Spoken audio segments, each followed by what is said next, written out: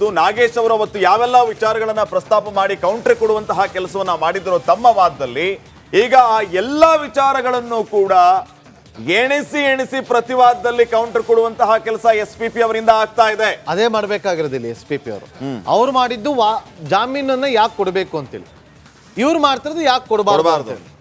So ಅವ್ರು ಹೇಳಿದ್ರು ಜಾಮೀನ್ಗೆ ಈ ಕಾರಣಗಳಿಗೆ ಕೊಡಬೇಕು ಅಂತೇಳಿ. ಅವ್ರು ಹೇಳ್ತಾರೆ CV ನಾಗೇಶ್ ಅವರು ಅಷ್ಟೊಂದು ಸ್ಯಾಂಪಲ್ಗಳು ಸಿಕ್ಕಿದೆ ಅಂತ ಹೇಳ್ತಾರೆ, ಒಂದು ಗಾಯದಿಂದ ಅಷ್ಟೊಂದು ರಕ್ತ ಬರೋದಕ್ಕೆ ಸಾಧ್ಯನಾ ಅಂತೇಳಿ.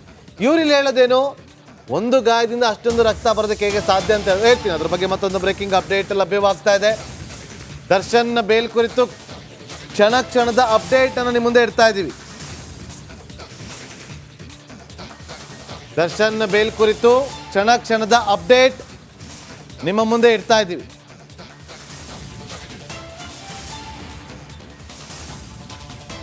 ನೋಡಿ, ಅವರು CV ನಾಗೇಶ್ ಅವರು ಹೇಳಿದ್ರಲ್ಲ, ಅಷ್ಟೊಂದು ಬ್ಲಡ್ ಎಲ್ಲಿಂದ ಬರುತ್ತೆ ಅಂತೇಳಿ, ಅದಕ್ಕೆ ಉತ್ತರವನ್ನು ಕೊಟ್ಟಿದ್ದಾರೆ ಪ್ರಸನ್ನ ಕುಮಾರ್ ಅವರು. ಅವರ ಮೇಲೆ ಹಲ್ಲೆ ಮಾಡಿ ಎಳ್ಕೊಂಡು ಹೋಗ್ತಾರೆ ಅಂತೇಳಿ. ಇವತ್ತೇ ಬೇಲ್ ಸಿಗುತ್ತಾ ಅಥವಾ ಏನಾಗುತ್ತೆ, ಬಳ್ಳಾರಿಗೆ ಶಿಫ್ಟ್ ಮಾಡ್ತಾರಾ ಅನ್ನೋದ್ರ ಬಗ್ಗೆ ಕ್ಷಣದ ಅಪ್ಡೇಟ್ ಅನ್ನು ನಾವು ನಿಮಗೆ ಕೊಡ್ತಾ ಇದ್ದೀವಿ. ಮತ್ತೆ ಬಳ್ಳಾರಿ ಜೈಲಿಗೆ ಹೋಗುವ ಎಲ್ಲ ಸಾಧ್ಯತೆಗಳು, ಈಗ ಮಧ್ಯಂತರ ಜಾಮೀನಿನ ಅವಧಿ ವಿಸ್ತರಣೆ ಆಗಲಿಲ್ಲ ಅಂತಂದ್ರೆ ನಾಳೆ ಕೊನೆ ದಿನ. ಸೊ ಅವರು ಮತ್ತೆ ಬಳ್ಳಾರಿ ಜೈಲಿಗೆ ಶಿಫ್ಟ್ ಆಗಬೇಕಾಗುತ್ತೆ. ಸೊ ಇವತ್ತೇನಾಗುತ್ತೆ ಅನ್ನುವಂತಹ ಪ್ರಶ್ನೆ ಇದೆ.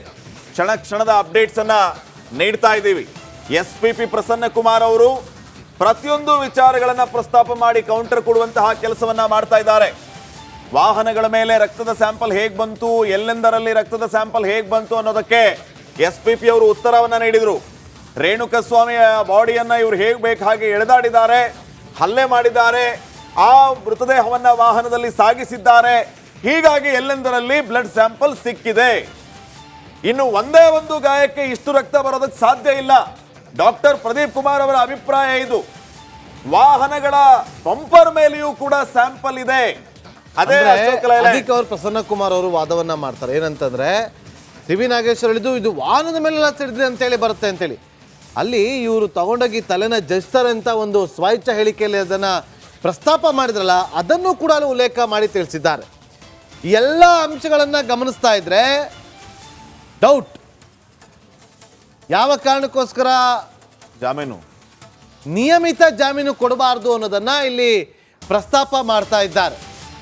CV ನಾಗೇಶ್ ಅವರು ಹೇಳಿದ್ದು, ನಮ್ಮ ಕಕ್ಷಿದಾರ ಅಂದ್ರೆ ದರ್ಶನ್ ಎಲ್ಲಿಯೂ ಕೂಡ ಅಲ್ಲಿ ರೇಣುಕಾಸ್ವಾಮಿ ಮೃತಪಟ್ಟಂತ ಸಂದರ್ಭದಲ್ಲಿ ಅಲ್ಲಿ ಇರಲಿಲ್ಲ ಅಂತ ಹೇಳಿದ್ರು. ಆದರೆ ಅದಕ್ಕೆ ಪ್ರಸನ್ನ ಕುಮಾರ್ ಅವರು ಹೇಳ್ತಾರೆ, ಹಾಗಾದ್ರೆ ಫೋಟೋ ತೆಗೆಸ್ಕೊಂಡವರಲ್ಲ, ಅನುಕುಮಾರ್ ಜೊತೆ, ರವಿಶಂಕರ್ ಜೊತೆ, 3 ಜನರ ಜೊತೆ ಅವರು ಫೋಟೋ ತಗೊಂಡ್ರಲ್ಲ, ಅದೇ ಹೇಳ್ತಾ ಇದೆ ಸ್ವಾಮಿ ಇಲ್ಲಿ ಸಾಕ್ಷಿ ಅಂತೇಳಿ ಅದನ್ನು ಅವರು ಪ್ರಸ್ತಾಪ ಮಾಡಿ ಹೇಳ್ತಾರೆ. ಅದಾದ್ಮೇಲೆ ಯಾವ ರೀತಿಯಾಗಿ ಇವರು ಹಲ್ಲೆಯನ್ನ ಮಾಡಿದ್ರು ಅನ್ನೋದಕ್ಕೆ ಆ ಎಲುಬುಗಳು ಪುಡಿ ಆಗಿತ್ತಲ್ಲ, 17 ರಿಪ್ಸ್ಗಳು, ಬಲಭಾಗದಲ್ಲಿ ಇಷ್ಟು ರಿಪ್ಸ್ಗಳು ಪುಡಿ ಆಗಿತ್ತು, ಮತ್ತೊಂದು ಕಡೆ ಎಡಭಾಗದಲ್ಲಿ ಇರುವಂಥ ರಿಪ್ಸ್ಗಳು ಕೂಡ ಪುಡಿ ಆಗಿತ್ತು ಅಂತೇಳಿ ಅದನ್ನ ಹೇಳಿದ್ದು. ಆಮೇಲೆ ಅದನ್ನ ಹೇಳ್ಬೇಕಾದ್ರೆ ಪ್ರಸ್ತಾಪ ಮಾಡ್ತಾರೆ ಪ್ರಸನ್ನ ಕುಮಾರ್ ಅವರು, ಇದನ್ನ ನಾವು ಹೇಳ್ತಿರೋದಲ್ಲ, ರಿಪೋರ್ಟ್ ಹೇಳ್ತಾ ಇರೋದು ಅಂತೇಳಿ. ಮತ್ತೊಂದು ಬ್ರೇಕಿಂಗ್ ಅಪ್ಡೇಟ್ ಲಭ್ಯವಾಗ್ತಾ ಇದೆ.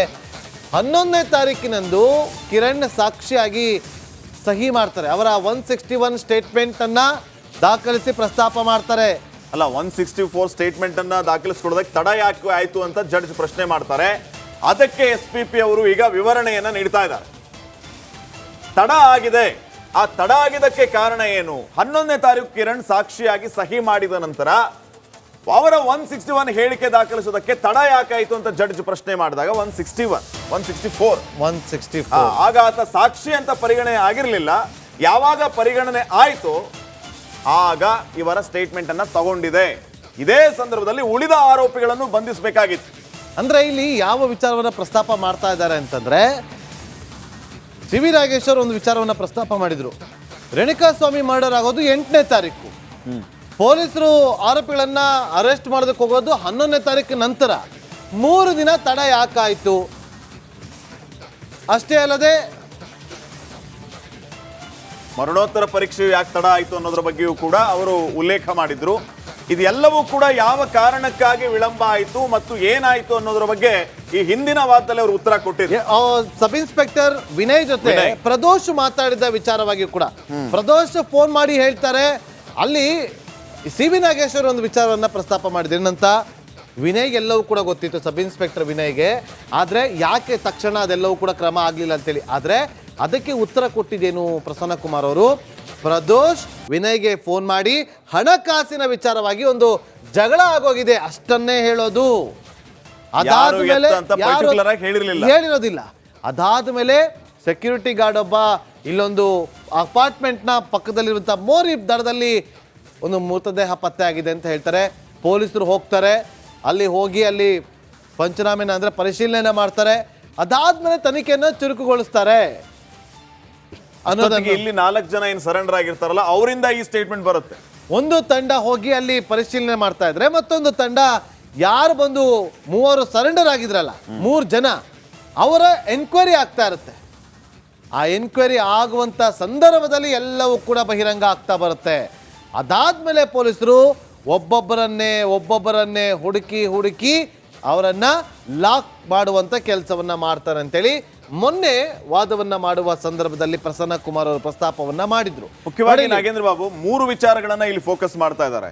ಈ ರೇಣುಕಸ್ವಾಮಿಯನ್ನ ಚಿತ್ರದುರ್ಗದಿಂದ ಇಲ್ಲಿಗೆ ಹೇಗೆ ಕರ್ಕೊಂಡು ಬಂದ್ರು ಅನ್ನೋದು ಅದು ಕಿಡ್ನಾಪ್ ಅಲ್ಲ ಅಂತ ಅವ್ರು ಹೇಳಿದ್ರು, ಆದ್ರೆ ಇದು ಪ್ಲಾನ್ಡ್ ಆಗಿ ಕರ್ಕೊಂಡ್ ಬಂದಿದ್ದು ಅಂತ ಹೇಳಿ ಅದ್ರ ಬಗ್ಗೆ ಇವತ್ತು ಅವ್ರು ಫೋಕಸ್ ಮಾಡ್ತಾ ಇದ್ದಾರೆ. ಇದರ ಜೊತೆಗೆ ದರ್ಶನ್ ಅವರ ಪ್ರೆಸೆನ್ಸ್ ಅಲ್ಲಿ ಯಾವ ಮಟ್ಟಿಗೆ ಇತ್ತು ಅದ್ರ ಬಗ್ಗೆಯೂ ಕೂಡ ಹೇಳ್ತಾ ಇದ್ದಾರೆ. ಅಪ್ಡೇಟ್ ಬ್ರೇಕಿಂಗ್ ಈಗ ಲಭ್ಯವಾಗ್ತಾ ಇದೆ. ಸಾಕ್ಷಿ ಪುನೀತ್ ಗೋವಾ ಹೋಗಿರುವ ಬಗ್ಗೆ ಸಾಕ್ಷಿ ಇದೆ, ಬೋರ್ಡಿಂಗ್ ಪಾಸ್ ನಲ್ಲಿ ತೆಗೆದಿರುವಂತ ಫೋಟೋ ಇದೆ, ಆತ ಹೋಗಿದ್ದ ಹೋಟೆಲ್ ಬಿಲ್ ಎಲ್ಲವೂ ಕೂಡ ಇದೆ. ನಂತರ ಈತ 19ನೇ ತಾರೀಕು ಬೆಂಗಳೂರಿಗೆ ವಾಪಸ್ ಆಗಿದ್ದಾನೆ. ಈ ಪುನೀತ್ ಗೋವಾಗೆ ಹೋಗೋ ವಿಚಾರ ಇದೆಯಲ್ಲ, ಈತ ಈ ಎಲ್ಲ ವಿಚಾರಗಳು ಆದಮೇಲೆ ಹೋಗಿರೋದಲ್ಲ ಇದು. ಆತ ಮಾರ್ಚ್ ತಿಂಗಳಲ್ಲೇ ಆತ ಟಿಕೆಟನ್ನು ಬುಕ್ ಮಾಡ್ಕೊಂಡಿರ್ತಾನೆ ಗೋವಾಗೆ ಹೋಗೋದಕ್ಕೆ. 19ನೇ ತಾರೀಕು ವಾಪಸ್ ಬೆಂಗಳೂರಿಗೆ ಬರುವ ಪುನೀತ್ ಆ ಬಳಿಕ ಪೊಲೀಸರ ಮುಂದೆ ಪ್ರತ್ಯಕ್ಷ ಆಗಿ ಸಾಕ್ಷಿಯನ್ನ ಹೇಳ್ತಾನೆ. ನಾಗೇಶ್ ಮೊನ್ನೆ ಈ ವಿಚಾರವನ್ನು ಪ್ರಸ್ತಾಪ ಮಾಡಿದ್ರು, ಅದ್ರ ಬಗ್ಗೆ ಈಗ SPP ಪುನೀತ್ ಸಾಕ್ಷಿ. ಆತ ಊರೂರು ಸುತ್ತಾಕೊಂಡು ಬಂದ ಮೇಲೆ ಆತ ಸಾಕ್ಷಿ ಹೇಳ್ತಾರೆ. ಹೇಗೆ ಸಾಧ್ಯ, ಹೇಗೆ ತಕ್ಷಣಕ್ಕೆ ಆತ ಹೋಗ್ಬಿಟ್ಟ ಗೋವಾಗೆಲ್ಲ ಹೋಗಿ ಬಂದ ಅಂತೇಳಿ ಸಿ ವಿ ನಾಗೇಶ್ವರ್ ವಾದವನ್ನ ಮಂಡಿಸಿದ್ರು. ಅದಕ್ಕೆ ಈಗ ಇವರು ಈ ರೀತಿಯಾಗಿ ಪ್ರತಿವಾದವನ್ನ ಮಂಡಿಸ್ತಾ ಇದ್ದಾರೆ. ಇನ್ನೊಂದು ಬ್ರೇಕಿಂಗ್ ಅಪ್ಡೇಟ್ ಬರ್ತಾ ಇದೆ. 164 ಹೇಳಿಕೆ ದಾಖಲಿಸಲು ತಡವಾದ ಬಗ್ಗೆ ವಿವರ ನೀಡಬೇಕು. ತನಿಖಾಧಿಕಾರಿ ಈ ಬಗ್ಗೆ ಸರಿಯಾದ ವಿವರಣೆಯನ್ನ ನೀಡಬೇಕು. ಇದರ ಬಗ್ಗೆ ಕೆಲವು ಕೋರ್ಟ್ ತೀರ್ಪುಗಳು ಇದೆ ಅಂತ SPP ಅವರು ಉಲ್ಲೇಖ ಮಾಡ್ತಾ ಇದ್ದಾರೆ. ಇದಕ್ಕೆ ಸಂಬಂಧಪಟ್ಟಂತ ದಾಖಲೆಗಳನ್ನ ಸಂಪೂರ್ಣವಾಗಿ ನೀಡಲಾಗಿದೆ. ನೋಡಿ 161 ಸ್ಟೇಟ್ಮೆಂಟ್, ಈ 161 ಸ್ಟೇಟ್ಮೆಂಟ್ ಎಲ್ಲಿ ದಾಖಲಾಗುತ್ತೆ ಅಂತಂದ್ರೆ ತನಿಖಾಧಿಕಾರಿ ಮುಂದೆ. 164 ಸ್ಟೇಟ್ಮೆಂಟ್ ಜಡ್ಜ್ ಮುಂದೆ ಅಲ್ಲಿ ದಾಖಲಾಗುವಂಥದ್ದು.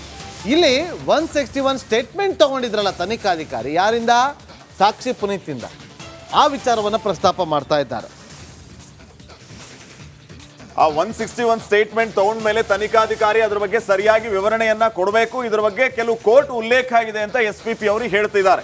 ಅಂದ್ರೆ ಏನೆಲ್ಲ ವಿಚಾರಗಳನ್ನ ಆತ ಪ್ರಸ್ತಾಪ ಮಾಡಿದ, ವಿವರಣೆಯ ಸಂದರ್ಭದಲ್ಲಿ ತಾವು ಏನ್ ಪ್ರಶ್ನೆ ಕೇಳಿದ್ರಿ, ಆ ಪ್ರಶ್ನೆಗೆ ಆತನ ಉತ್ತರ ಯಾವ ರೀತಿ ಇತ್ತು, ಇದೆಲ್ಲವನ್ನೂ ಕೂಡ ವಿವರಣೆ ಕೊಡಬೇಕು ಅಂತ ತನಿಖಾಧಿಕಾರಿ ವಿವರಣೆಯನ್ನ ನೀಡಬೇಕು ಅಂತ ಕೋರ್ಟ್ನ ಉಲ್ಲೇಖಗಳನ್ನು ಮಾಡ್ತಾ ಇದ್ದಾರೆ. ಅಂದ್ರೆ ಒಂದು ವಿಚಾರ ಪ್ರಸ್ತಾಪ ಮಾಡಬೇಕು. ಅಲ್ಲಿ ಸಿ ವಿ ನಾಗೇಶ್ವರ್ ಮೊನ್ನೆ ಹೇಳ್ತಾ ಇದ್ರು, ಅಲ್ಲ ಸ್ವಾಮಿ, ಇಲ್ಲಿ ಸ್ವಇಚ್ಛಾ ಹೇಳಿಕೆಯಲ್ಲಿ ಹೇಳಿರೋದೊಂದು, ಅಲ್ಲಿ ದಾಖಲು ಮಾಡ್ಕೊಂಡಿರೋದು ಇನ್ನೊಂದು, ಅಲ್ಲಿ ಪಂಚರ್ ಮಾಡಿದಾಗ ಪಂಚನಾಮೆಯ ಸಂದರ್ಭದಲ್ಲಿ ವಸ್ತುಗಳನ್ನ ಕಲೆಕ್ಟ್ ಮಾಡಿದ್ದು ಮತ್ತೊಂದು ಅಂತೇಳಿ ಮತ್ತೊಂದು ಅಪ್ಡೇಟ್.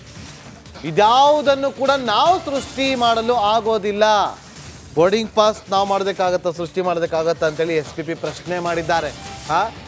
ಸಿ ವಿ ನಾಗೇಶ್ ಅವರು ಇದೆಲ್ಲವೂ ಕೂಡ ಸೃಷ್ಟಿ ಪ್ಲಾಂಟ್ ಮಾಡಿದ್ರು ಅಂತ ಹೇಳಿದ್ರು. ಆದ್ರೆ ಇಲ್ಲಿ ಪ್ರಸನ್ನ ಕುಮಾರ್ ಅವರು ನಾವು ಅದನ್ನ ಸೃಷ್ಟಿ ಮಾಡೋದಕ್ಕೆ ಆಗೋದಿಲ್ಲ.